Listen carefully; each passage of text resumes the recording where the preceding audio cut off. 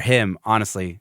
Yeah, I don't even want to know what it's like for not only children, but like adolescents and, teenagers and, even young kids going to college when this all started. Like, man, like it just sucks that like you have to experience life like this. Right. Exactly. Everybody is suffering in different ways. And exactly. It's like if you're older, you're scared, like genuinely scared of the virus. And if you're, a working parent, you're juggling too much. And if you're, right. A kid, you're going to get psychologically screwed up, it's like, yeah, it's exactly. like all these things are so hard, it's like, and it's like, I don't envy anybody, you know what I mean? It's all, yeah, it's, except for those billionaires that can just be on an island and have everything. I do envy that a little bit. Right. Just go to outer space or something. Yeah, exactly. Oh my God. I just watched, Don't Look Up. Have you seen it? Oh God. Yeah, that hits very close to home. Yeah. It was, yeah. All right. No spoilers, but totally. All right. All right. So onwards to mixing. So, I love your mixing. Thank you. Let's talk a little bit about your approach. Like, I'm assuming there's a lot of saturation going on based on what I've heard. Are you in the box these days, out of the box, hybrid? Like, I don't know. Just lay it out for us, So it really is project dependent. I would say if it's a project that I've recorded, I would say 99% of the mix phase is in the box. If it's a project I haven't recorded, then it really comes down to the quality of files that I've been given. For instance, I just got this world music track, which was awesome, that I did. And I knew the budget was low. I knew it was probably all done on, cheap Focusrite or PreSonus gear, and nothing wrong with it. But, I've been throwing Focusrite under the bus way too many times on this podcast recently. And it's crappy, but and obviously not everyone can afford ridiculous converters and all that stuff. So I completely understand, and that's not the issue. It was kind of you have to get started. You have to get started with something. But yeah, and the song matters way more than the actual. I mean, in most cases, way more than the actual recording.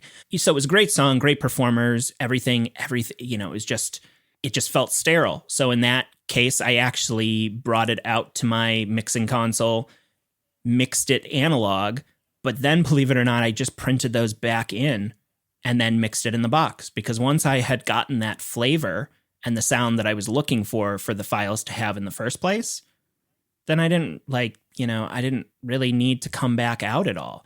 I will say the only times that I come out of the box during mixing is on my mix bus for outboard processing and a couple of pieces of reverb.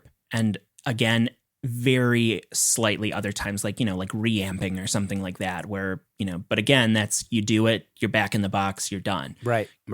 But there's just something to mixing in the box that I've done my tests with my console and without my console. And yeah, some projects sound better being summed or mixed on the console, but the amount of headache that it brings, especially as we referred to earlier, unless the client's listening live and is making that decision, you might have to recall the mix, 3 weeks later. And it's it's going to do something. And yes, you can print stems and you can do it that way. And that's how I would do it. But still, it's just it's a lot for percentage points of it being better. Now, that being said, if you don't know how to emulate those percentage points in the box, then mixing on a console is kind of a must, or, summing is kind of a must, because you're not getting those things that we call width and all of that bullshit, basically all the non-linearities that you get from that. But you can do that in the box. I mean, hell, if Michael Brower is now fully in the box, that should be a testament to anyone. That man was so against it for so long. And one of my best friends was one of his assistants, and all of that. And they know how much, he cares about that.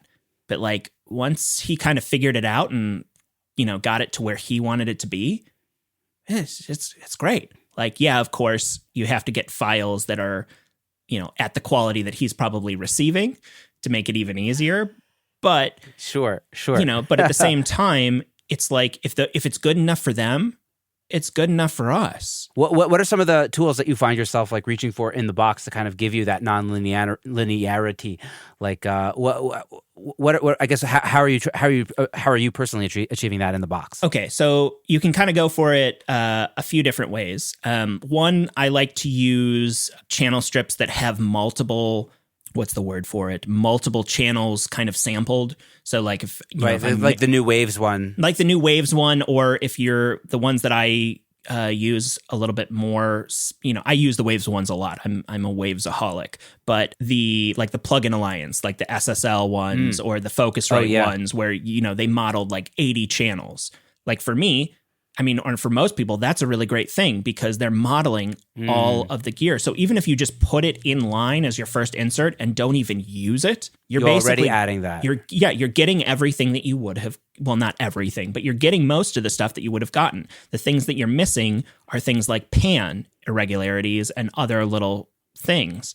But again, it's not hard to do that in the box. It means like instead of going 100 and 100 left and right, you go 99 and 97, and it's just those little differences that, because at the end of the day, analog, it's not making anything wider. It's not, it can't, it's doing exactly the same thing that's being done in the box, but just less reliable and less recallable.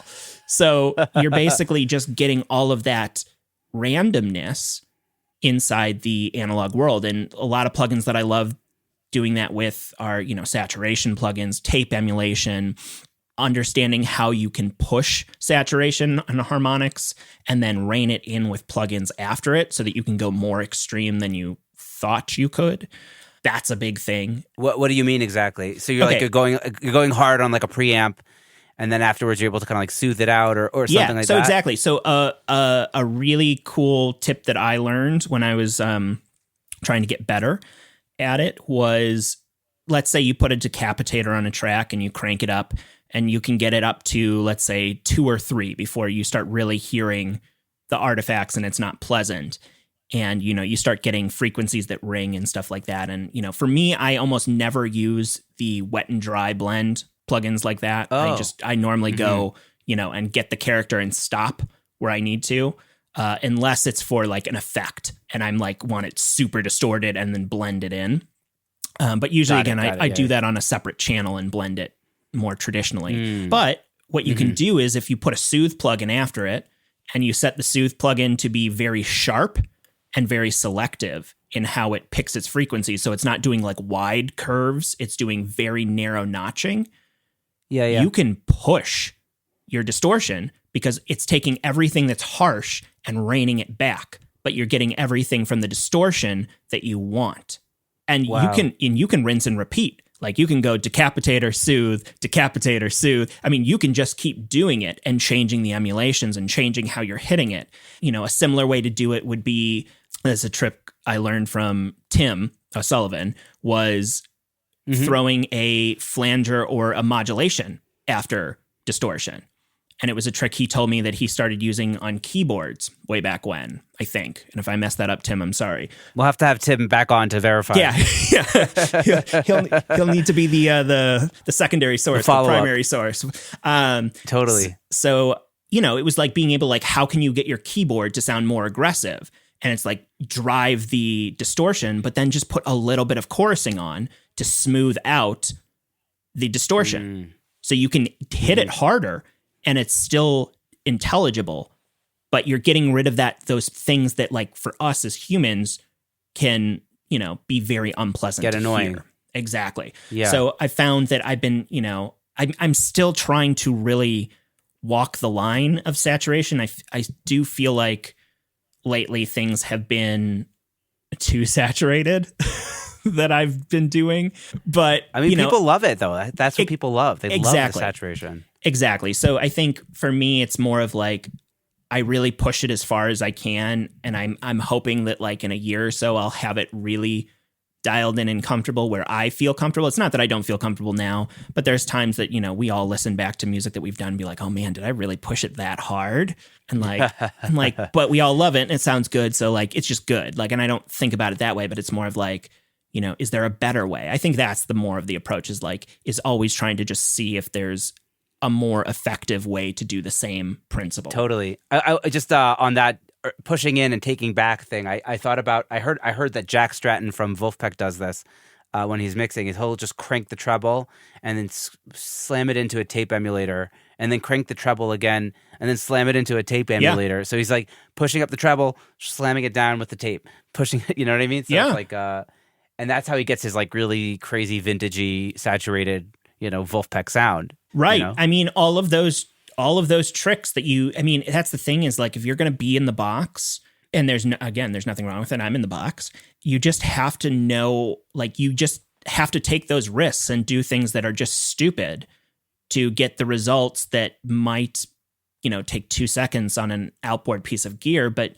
most people don't have the luxury of having that outboard piece of gear and then having to deal with it for recalls and stuff like that. And it's kind of just like, no, man, like, yeah, exactly. If I can just throw 3 tape emulation plugins with some, plugins after it that calm it down and I get to the place that I want to be, then that's what I want to be. Like, I have friends that always laugh when they look at there's no limit, right? You just go for it. Like, like a lot of my channels in mixing, there's a lot of, my vocals, every vocal plug, every plugin slot is completely filled and there's 2 chains feeding the vocal. And, everyone's like, oh man, that's a lot. But if you actually look at what's going on, none of them are really doing that much. They're all doing the specific thing that they're good for. I'm not, even if I have 3 EQs on a vocal, maybe one of them's not even doing anything, but just being in line for color. And it's just like, if my computer can handle it, why not? Yeah, totally. Yeah. I would say, I'm thinking, I don't fill out every single slot, but I do that with the virtual mix rack, from Slate. That's like 5 plugins right there. So same thing. So just a different way. So my vocal chain just went from like 7 plugins or 6 plugins to 10, 11, 12. To one interface that has 6 or 7 plugins. Yeah. Crazy times, man. But I dig it. And, it's funny. It's like that tape thing. It was like, the tape would be dying. Like I think with like the Fleetwood Mac sessions, right? Like they're losing all their high end because they've been running the tape so many times. So they just keep cranking the treble more and more.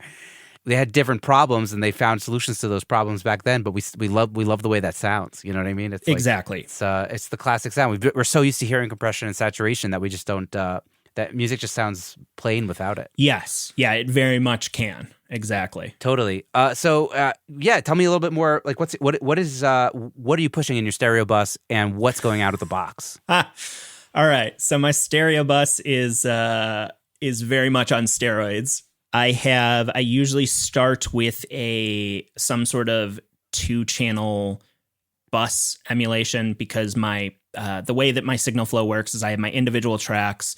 Then they get usually bused to something that gets bused to more of like a stem kind of set of folders. And then that gets bused to the stereo bus. And the reason for that is just like when you're making stems or, minus vocals and all that stuff, it's very quick and easy. If you want to address things at a micro level, you can do that, but you can also easily get to stuff at a macro level and make, bigger adjustments that way. So when I get into my mix bus, I start with, usually it's like a Waves NLS because, again, you're getting 3 different flavors to choose from. You got SSL, you got EMI, and you've got Neve. So for me, that's great. Click through, figure out which one works best for the track, figure it out. So already right there, 3 styles that drastically, and I mean, they really do drastically change the way your mix sounds. After that, before that, there's always a VU meter plugin because I do usually do my low end with VU meters before I set everything up. And I can get into that later. But so basically NLS bus emulation thing. Then I go into a black box HG2 harmonics processor. Yes. Love that thing. Love it. Same thing. Love it. Doing a little bit of work, nothing crazy. I usually always have the parallel circuit blended in, usually like maybe a quarter of the way or something like that. Depending on the type of music, if it's more aggressive, I'll do the aggressive circuit and so on and so forth. Then after that, it goes to, I think I've been experimenting with this. I do have a tape plugin after that, but I've been going on and off about it, which is the Good Hertz Taupe, which is like a tube and tape thing. amazing plugin. Amazing. And the reason why I go back and forth on it is because I haven't figured out if I like it before my compressors or not. It's kind of just like it worked on a mix and I kind of was like,